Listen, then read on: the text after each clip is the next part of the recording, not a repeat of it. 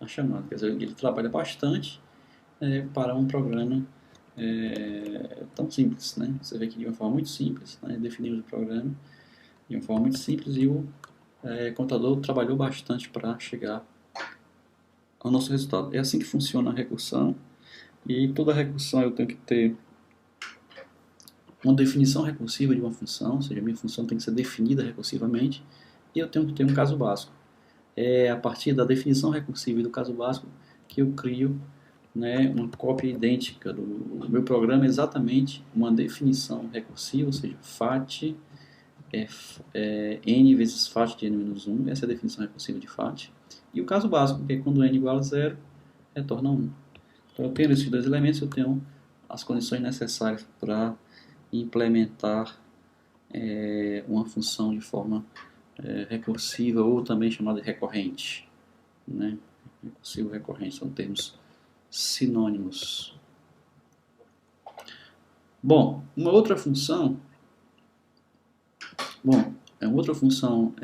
também que pode ser implementada de forma recorrente e recursiva é a função Fibonacci, que vocês viram.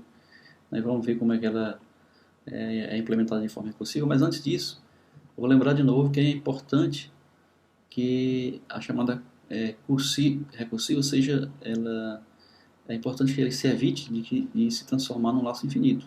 Se você não definir um caso básico dentro da função, ela vai se chamar infinitamente. Então, a função recursiva interna chama outra, a função interna que chama outra, e ela jamais para. Então, é necessário que tenha um caso básico. O caso básico serve para interromper a sequência de chamadas recursivas.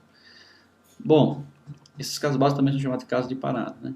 Então, vamos ver aqui a função Fibonacci, né? A função Fibonacci é assim. Fibonacci, ela dá exatamente o número Fibonacci de acordo com a posição que eu queira na minha série. Então, por exemplo, qual é o número da série de Fibonacci na posição 1? Olha, isso é 0. Na posição 1 é 0. E na posição 2 é 1. Então, esses dois aqui são casos básicos, né? E na posição N, né, uma posição qualquer, ora, é muito simples, é só somar o valor dele na posição N menos 1, anterior, mais o valor na posição N menos 2, o anterior do anterior. Ora, então isso aqui é a definição recursiva ou recorrente da função Fibonacci. Então, nós vamos ver o nosso programa 32. Vamos ver aqui rapidinho. Nosso programa 32 traz aqui a nossa série de Fibonacci recursiva. Então, ele define a função Fibonacci aqui embaixo, né?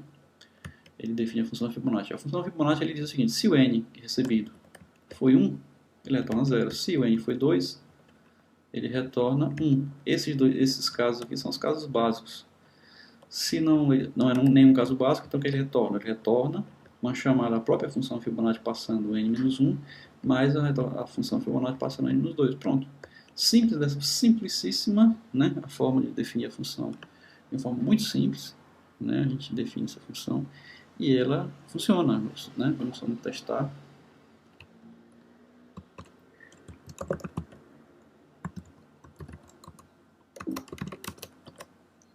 Então vamos digitar aqui o tamanho da série, vamos pedir 10 números, por exemplo. E aí, ela gerou corretamente a minha série, né? Série dos 10 números. Observe o seguinte,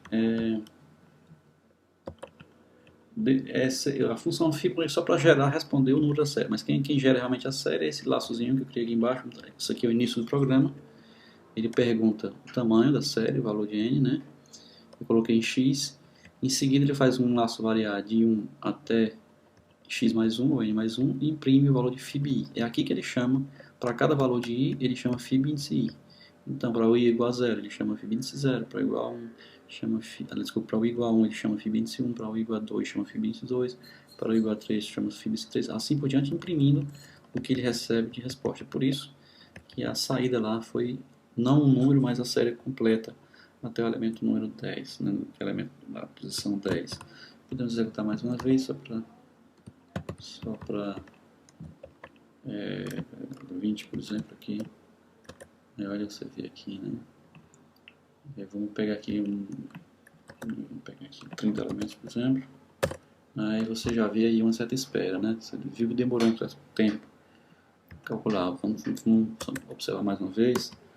Demora um certo tempo, você observa que ele demora um certo tempo para chegar ao cálculo. O que eu propus como desafio para vocês era exatamente verificar que o programa 16, que nós já fizemos, que traz uma versão interativa, ele não faz recursão, ele não faz recorrência. Vamos ver novamente o programa 16.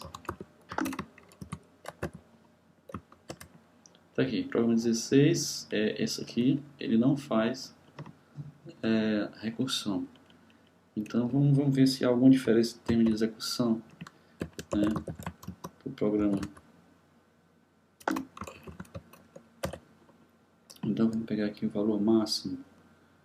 200.000, né? Então você viu que ele foi bastante rápido, né, para executar. Vamos ver aqui, fazendo uma comparação equivalente. Vamos pegar aqui 30 elementos, né? Você observa que ele demora um certo tempo.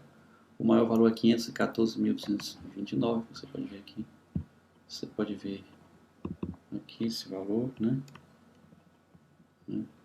514.229. Agora vamos executar ele na forma iterativa. 514.230 para problema. Vocês observam que a resposta foi mais rápida. Se vocês não observaram, vamos tentar de novo para ver. Vamos ver aqui. Olha o tempo, ele demora um certo tempo para dar a resposta. No outro.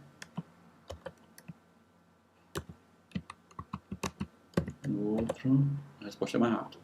Então, via de regra, os programas na forma iterativa são mais eficientes. Via de regra, nem sempre, não sei, não é o caso, mas via de regra na forma iterativa, dependendo do caso, você tem uma maior eficiência e velocidade na execução.